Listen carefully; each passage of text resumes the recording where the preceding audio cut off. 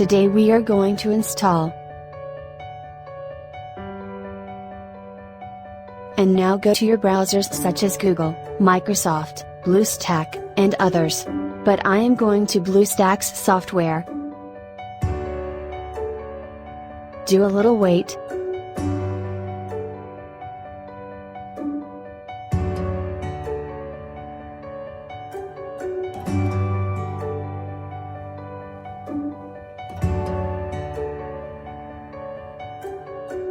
Go to the Play Store.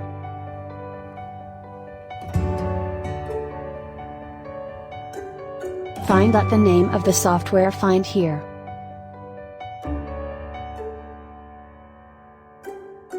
Simply go to click the install button and wait for the installation to complete.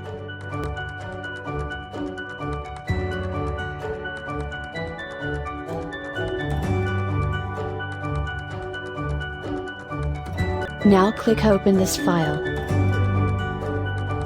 So here's your app download complete. As you can see here. If you liked this video, so most become a subscriber of our channel and also share this video. Thank you.